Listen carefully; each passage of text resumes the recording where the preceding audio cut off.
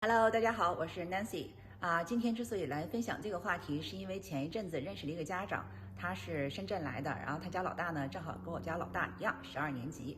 他说过去几年他们家孩子不是很高兴，因为学习压力比较大，每天都要睡得很晚。然后虽然成绩很好，他们是来自于深圳一所国际学校。当时外教说他的孩子来到美国任何一所高中成绩都会非常好，然后学得很轻松，但事实并不是这么样子。所以只能说现在这所学校可能不是很适合他家的孩子。那我来讲一下我的情况。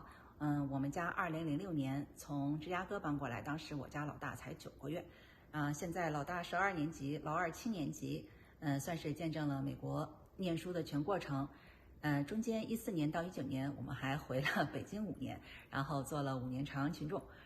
这5年他们2个在公立学校国际部就读，所以我也比较了解国内来的家长的心情。那我们华人家长呢，来到一个地方，希望给孩子选好的学区、好的学校。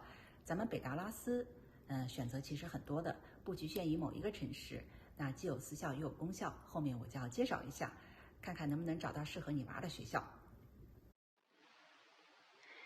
先来说一下私校，北达拉斯呢有3所私校 ：Sunmark 男校。Hockaday 女校 ，Green Hill 男女混校。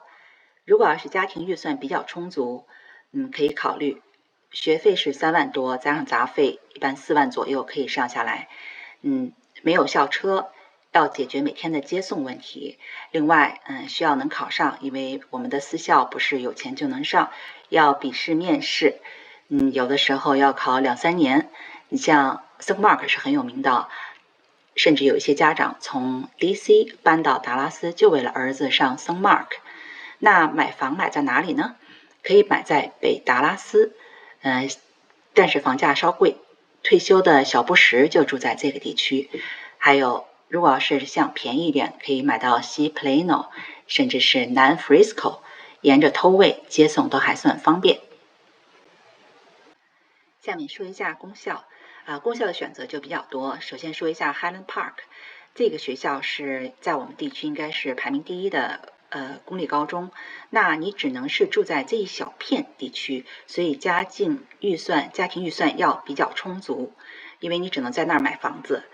这里学校因为只有7%左右的亚裔，所以学习相对轻松，但是学校的口碑还非常好。所以如果要是可以解决它没有校车，可以解决接送问题，那你就可以考虑住在这一片。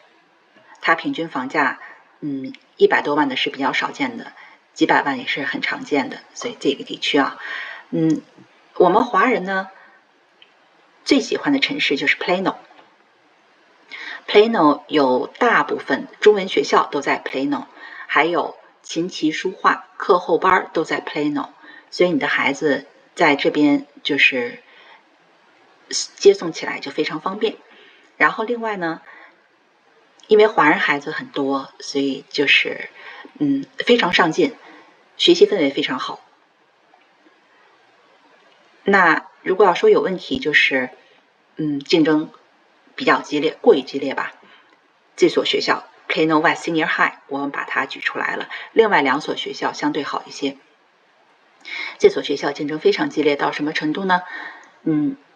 有一个 National Merit Semi-Finalist， 当时列出来的时候，这一所学校有60-70人。那我家闺女所在的高中 McKinney 的一所普通高中只有2个人，你就知道这所学校的学生是优秀的学生有多么集中了。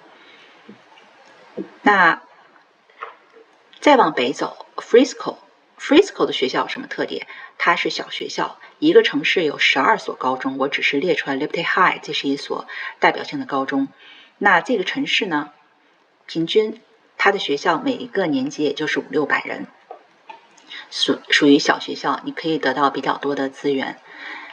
另外这个城市是印度人的吉祥地，因为有一个印度的 temple 是印度著名的一个法老建的，所以全世界的印度人他都被号召来 Frisco 住。你孩子如果在这边上学，会遇到很多很多的印度小朋友。这是 Frisco 地区的特点。Island 呢 ，Island 的特点是这个城市只有1所高中，巨大的高中，因为从9年级到12年级都在一起，所以它有6600多人。如果喜欢大学校，可以考虑 Island。那这几个学校，这几个区我们介绍了啊，就是华人比较喜欢的区。然后中等卷，那还有不卷的学校，那就在外围了。比如说我们 McKinney、Prosper、Coppell、South Lake 这些学区也都不错，评分也蛮高。但是呢，因为亚裔的孩子相对比较少，所以它竞争就没有那么激烈。但是呢，如果你孩子喜欢跟亚裔孩子在一起，有可能会觉得孤单，这也是一个问题。另外，周围的孩子学习的氛围没有那么强，有可能很多孩子一到高中就去打工啊什么的，所以侧重点不同。所以看看你的孩子到底适合上什么样的学校，根据自己家情况选择最适合的。这个表格是对刚才公校私校的一个小结。那最后再提醒一下各位家长，我们德州的 UT Austin 大学有一个6%的自动录取说法，不管是名牌高中还是普通高中，它都是按照在学校排名的6%，所以这也是咱们大家选择学校的时候，结合自己孩子的情况要考虑的事情。嗨，谢谢观看。如果你喜欢就请点赞，还有欢迎订阅。好，谢谢观看，再次谢谢。